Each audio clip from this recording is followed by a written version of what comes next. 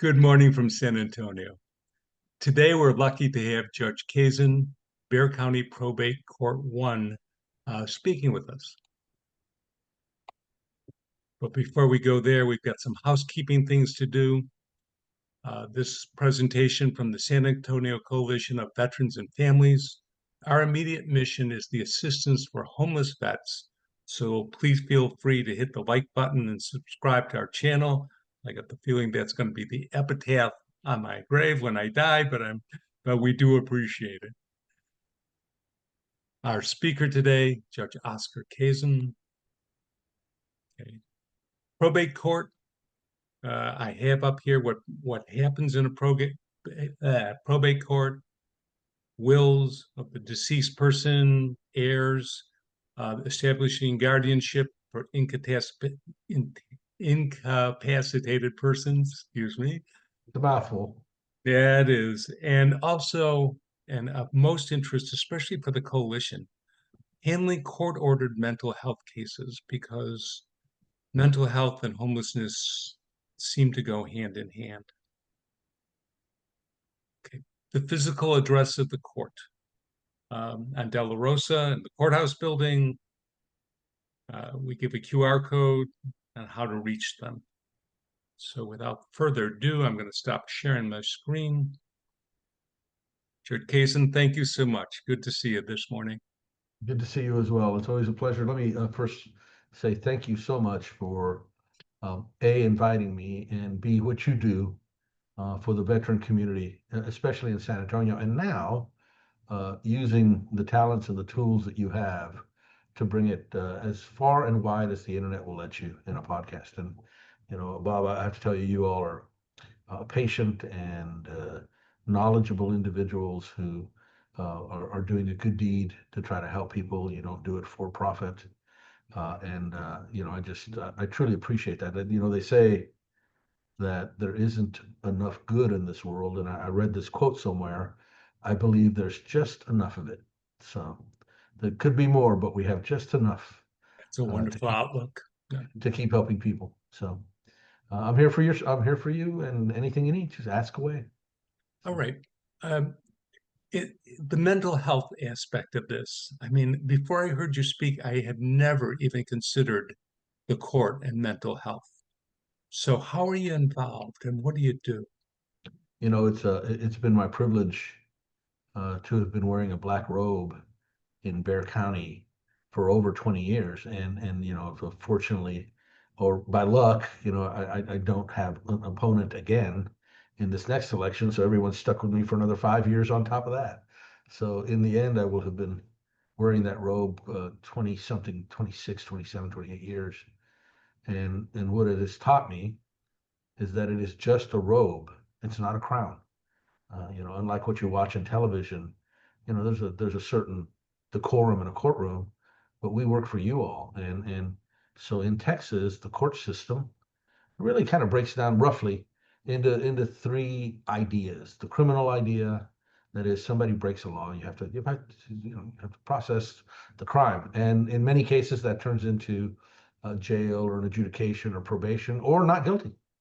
So you have the criminal aspect, and then you have the civil aspect. Those are the day-to-day activities that occur.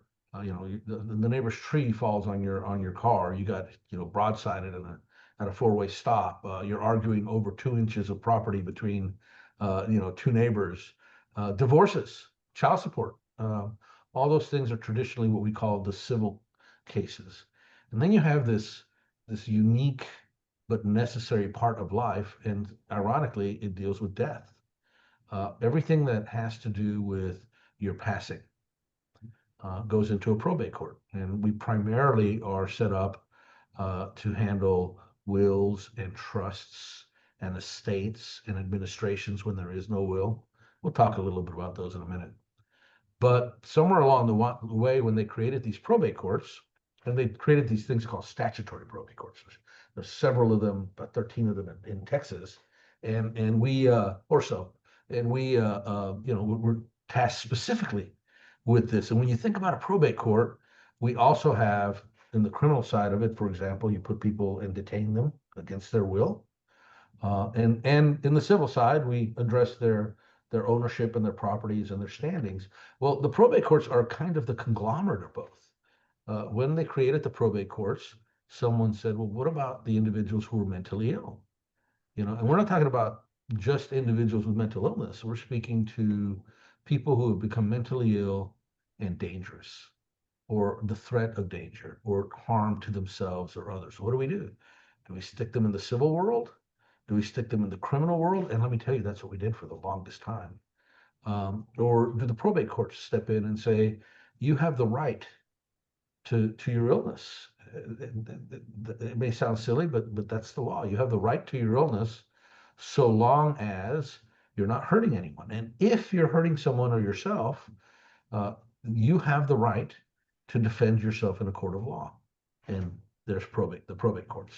So when the legislature created these probate courts, they gave us everything that had to do with your passing and your estate and your properties. But they also gave us this unique ability to confine people to treatment against their will. And that's the mental health side of it. So we get involved with where the intersection between law and medicine happens. What happens when you have to compel treatment and somebody doesn't want it and they become dangerous. We're the court that serves both ends. We defend the people's right not to be committed, and we ensure that those people who need to be committed are committed properly with constitutional rights. And then the last thing we also do in a probate court is kind of weird. Somewhere along the way in Texas, there's this thing called eminent domain. If they're going to take the front 2 feet of your property and you don't want them to, or you want them to give you a fair price, you get to fight the condemnation, right? And I think some legislator back about 100 years ago said, well, we've divvied everything up. We have this thing called eminent domain. What do we do with it? And what he did was he put a blindfold on, got a dart, sent it into a board and went, probate court. So we also do eminent domain. Interesting. And I never thought of the mental health aspect that way, especially the rights of the individual. So, Yeah, I'll share a humorous, if you don't mind, I'll sure. share a humorous story with you. So uh, some many years ago, I was a criminal court judge. And the worst thing that can possibly happen to a 50 something or 40 something year old guy is a recently retired father. My father, God rest his soul, had nothing better to do than call me every 5 minutes. And it was almost as if we were on a date. He would call me all the time. The conversations would end with, you hang up first. No, you hang up first. I was like, Dad, I'm busy. I got to go. So he'd call me all the time, and he calls me up. And let me set the story behind this. Back then, when I was a criminal court judge, we had this individual who had recently divorced his wife. And he went downstairs from the divorce court to the mental health court, and we have this thing called family or mental judge's mental health warrant. We'll talk a little bit more about this in a minute.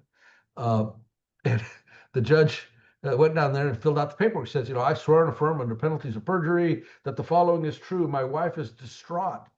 She was saying she's made a mistake. She's crying. I believe she's suicidal. She can't live without me. I believe she's going to commit suicide. It's evident to me that unless we intervene, she's going to hurt herself. So the judge back then signed off on a warrant. I hate to call them warrants. They're really not warrants, but they sent a team out there to go pick her up and take her to a hospital to get an initial assessment to be sure she was okay. And so they took her to a hospital. She got there. The doctors examined her, and the doctors looked at her and said, well, you're fine. And she says, I know. And he says, but it says here you were crying profusely. And she says, yes, those were tears of joy. I divorced him. He didn't divorce me. And so the doctor cleared her, let her go, notified us. We released the warrant, released the case, closed it out. Fast forward or rewind back to where I was at with my dad. Dad calls me up, says, what are you doing? I says, well, I'm in the middle of a case. He says, you got time? I said, no, Dad, I got to get back out there. And he says, well, what's going on? I said, well, Dad, some guy divorced his wife, or his wife divorced him, and he tried to have her committed for divorcing him. And by the way, go figure, it's against the law to try to commit your wife for divorcing you. My dad speaks into the phone and says out loud after a long pause, "There's something wrong with that." My, my next call was to my sainted mother to warn her, I think Dad's got plans. But the law serves, it's a funny and humorous example of how the process works in a court for people with serious mental illness when they need to be detained. I mean, it wasn't that long ago when you think about our history, probably in your and my lifetime. In fact, I know in your and my lifetime, where we had these huge state facilities, which, by the way, I wish to some extent we had back. We had these huge state facilities, but it wasn't too hard for some wealthy millionaire to put his wife in there or his daughter, or use committing someone as we have for tens of thousands of years. If it wasn't a mental health institution, it was the tower or the gulag or the forest with the wolves.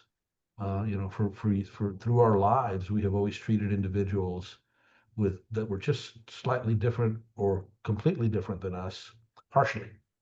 And so we've developed this body of law that I take very seriously.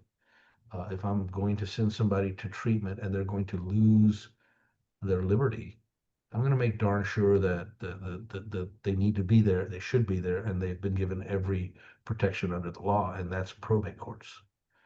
That's where they come.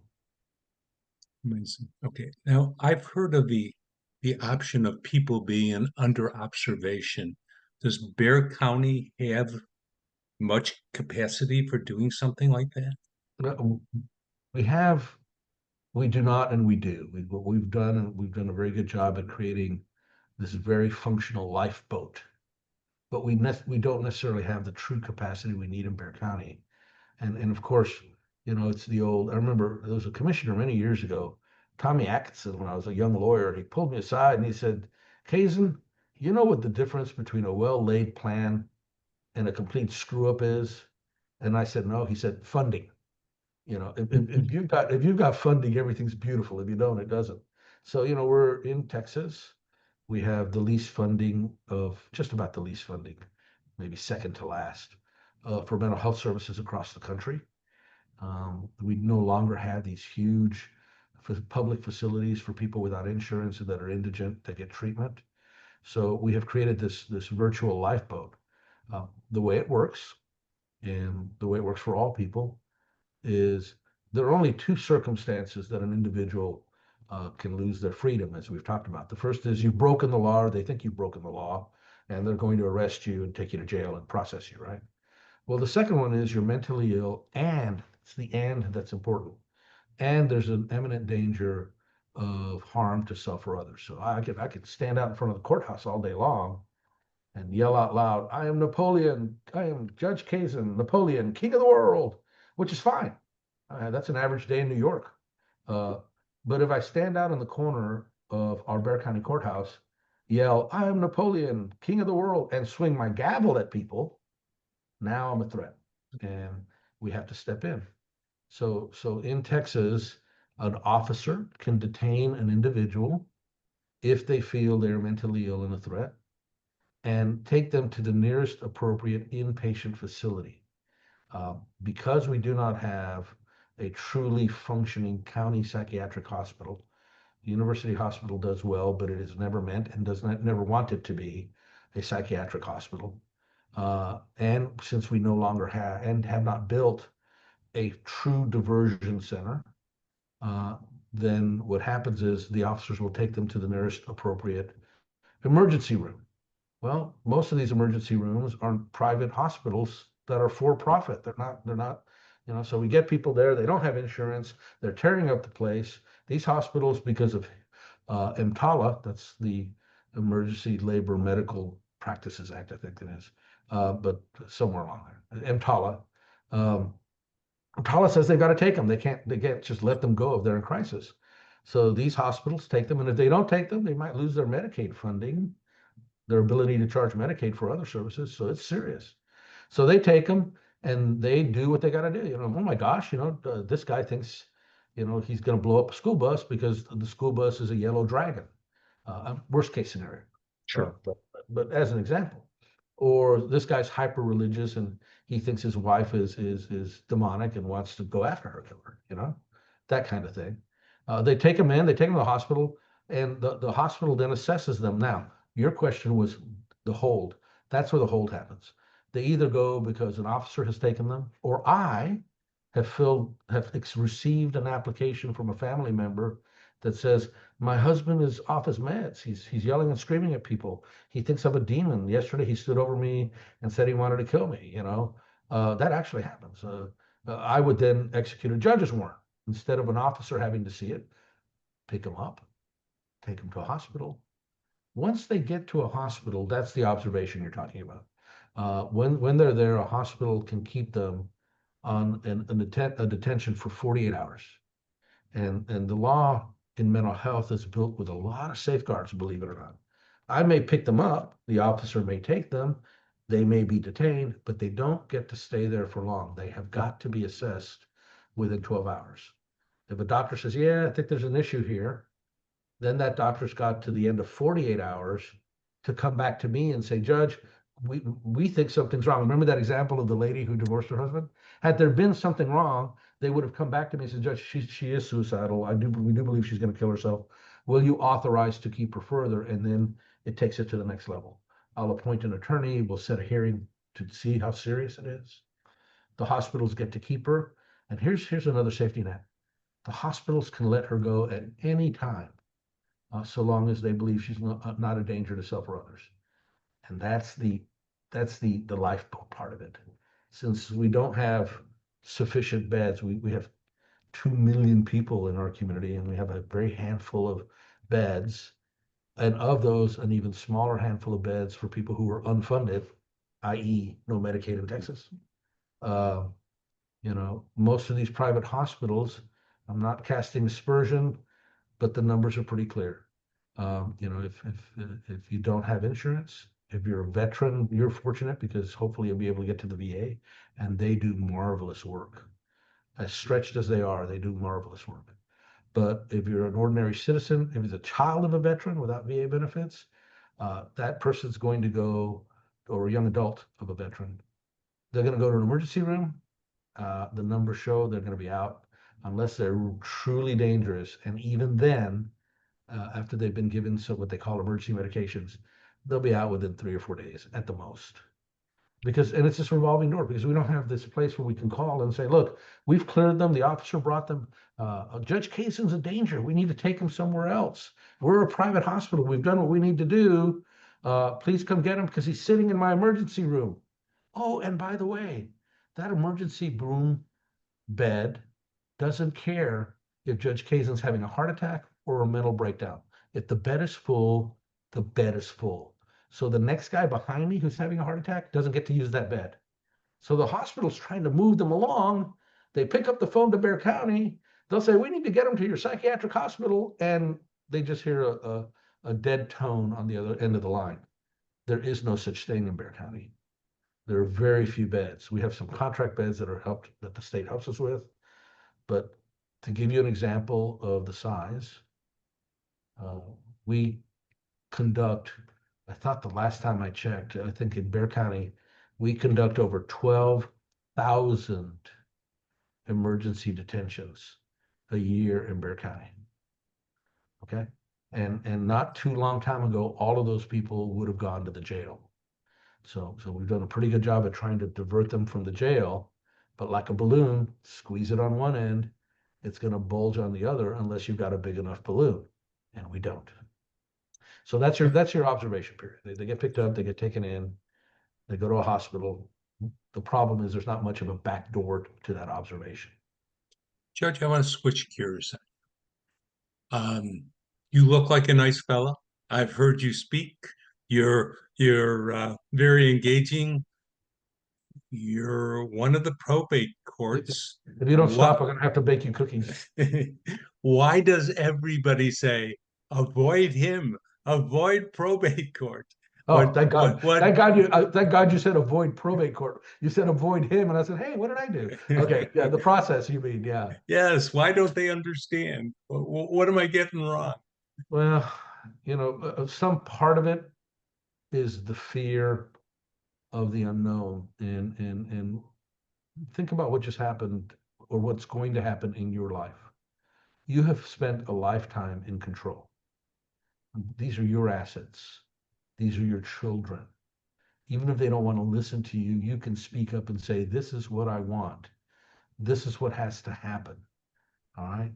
And the first and foremost fear is you come to an understanding very quickly.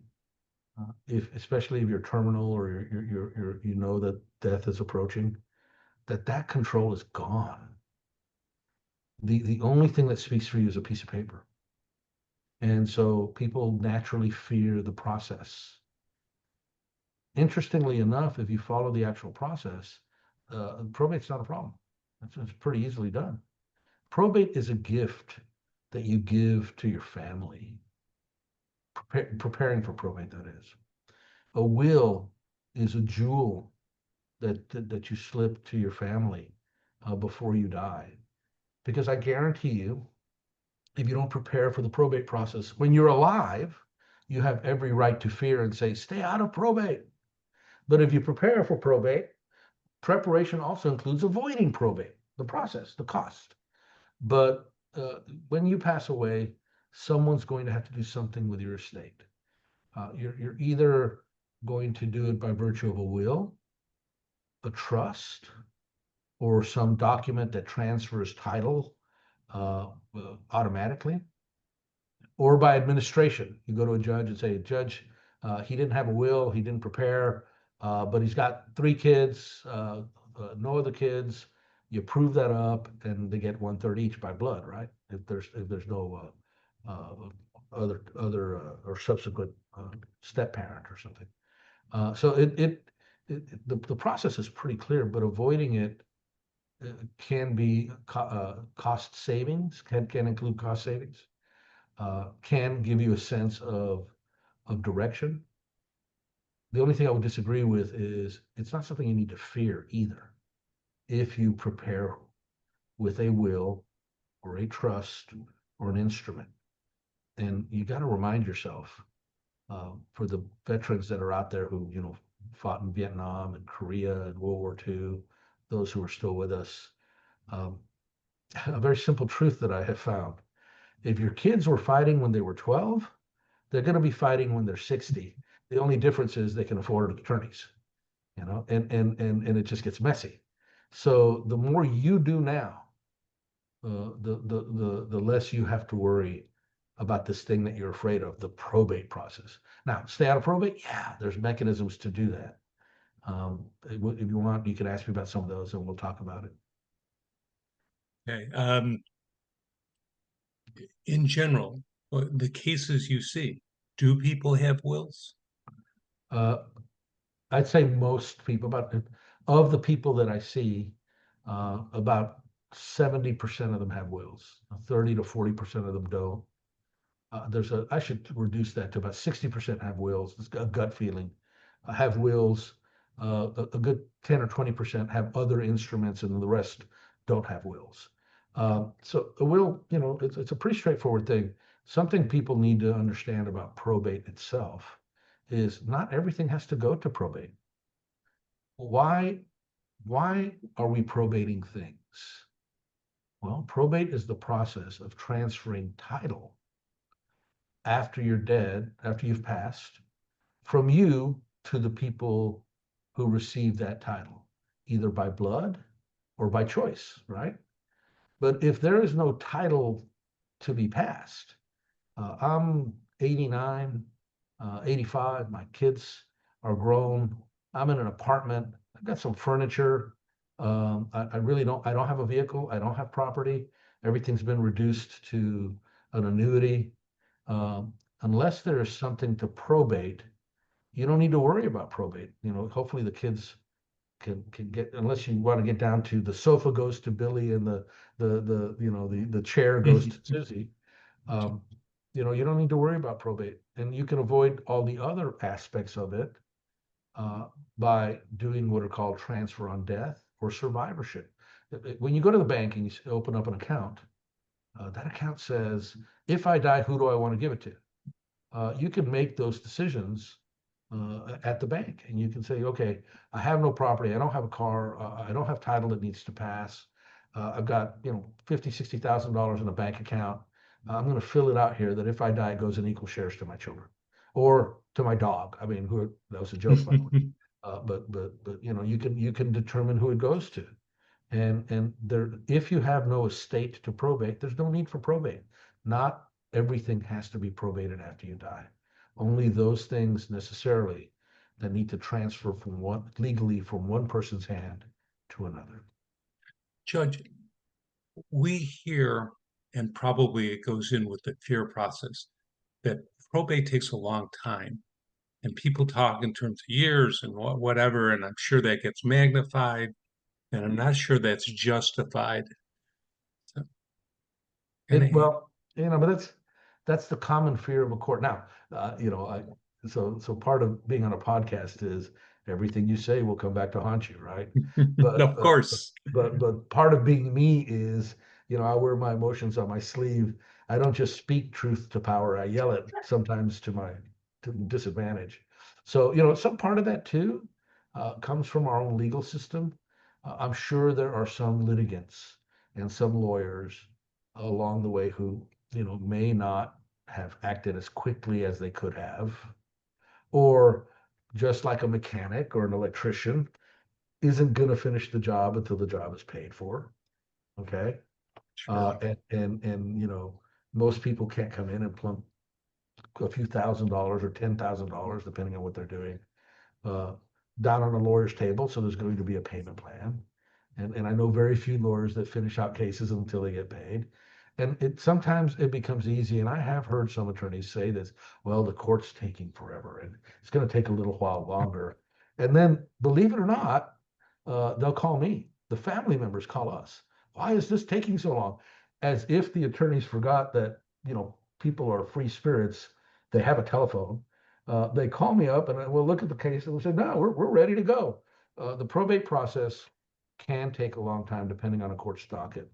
In general, in Bexar County, if everything is properly done, and that is, you've got a will, your lawyer's finished out all the things they need to do, by the way, not anything the court has to.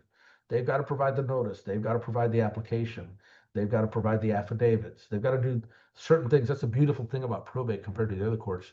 If you open up the code book is really laid out to first do this, next do that. If not that, then do this. I mean, it lays it out for you, right? So the lawyer does everything they're supposed to do. Let me give you an example in probate court one. Your mom and dad have died. They've passed away. Your mom has died. Presuming that your dad probated his will a long time ago, or your dad is still alive. The will says everything to my husband. All right, well, then the lawyer, go hire an attorney. The lawyer comes down here, files an application. They give us a copy of the will, and then we'll say, thank you. We'll take the application and we'll say, okay, lawyer, call us back when you're ready. Let us know when you've done the affidavits, the notices, the things that are required by law. And typically within about 30 days, 45 days, maybe 30 days. If he calls us and says, Judge, I've got everything, your paralegal has already checked it, we will give you a setting within 10 days, 7 to 10 days in probate court one. So we can resolve a probate.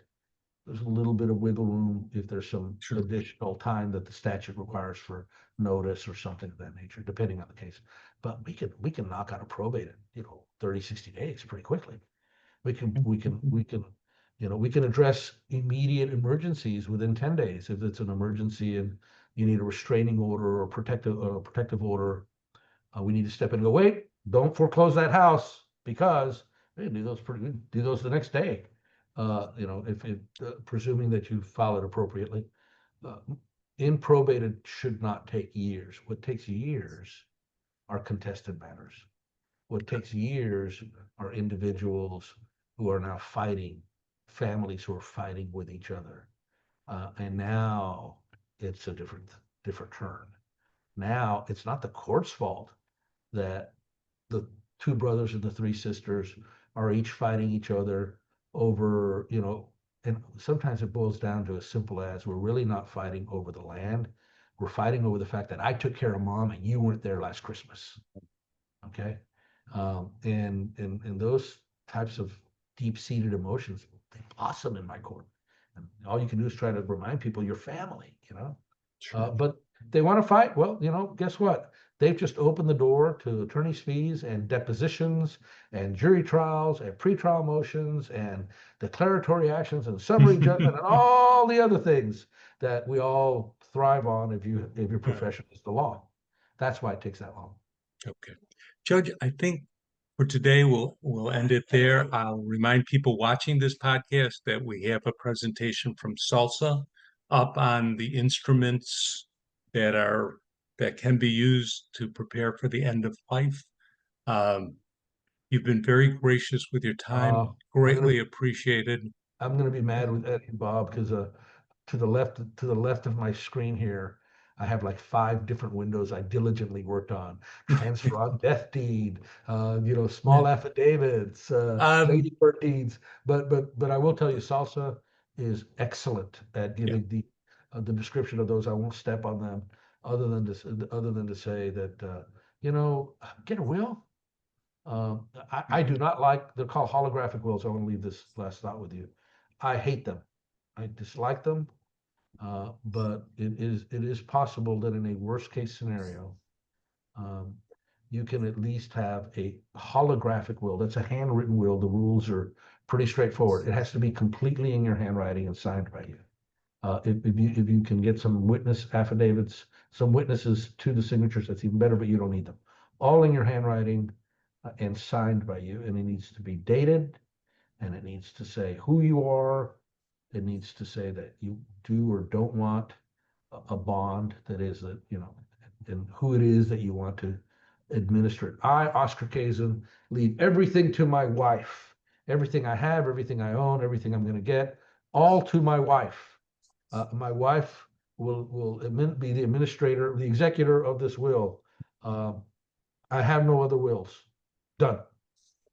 And that those 4 sentences are at least enough to be considered a will. They can be challenged, but sure. at least it's better than not. Now, lastly, if you don't have a will, our laws in Texas, we give by blood.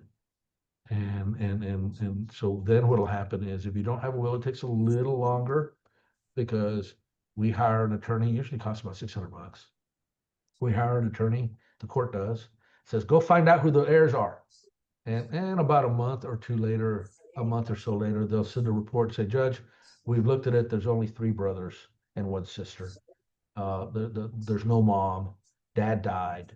And then I issue an order that says, all right, 1/4, 1/4, 1/4, 1/4. Go administer the estate. We appoint an administrator, family or otherwise, and then they have 2 years to come back and wrap it up. So even if you don't have a will, there's a way to make sure your property is taken care of. And no, it doesn't need to take years. It takes years because the very people who are complaining about it taking forever are typically the ones who have caused it to take years. Super. Again, thank you. Uh, Greatly appreciate your time. Okay, so after our brief court recess, there where we compared I notes, actually banged my gavel and said, "Court stands in recess." there you go. This was kind of a first look. The judge brought up some really interesting topics that I have to admit I've never had the opportunity to even think through. Things related to court documents, mental health, and we'll try to do an ongoing series of these. And we do appreciate you giving us our time to do that, because it's one thing to hear from the perspective of the people on the outside, but you're on the inside with a different view of this and how it's going. And I gotta say, it's really an eye opener. So looking forward to that. And again, perfect. Very badly needed.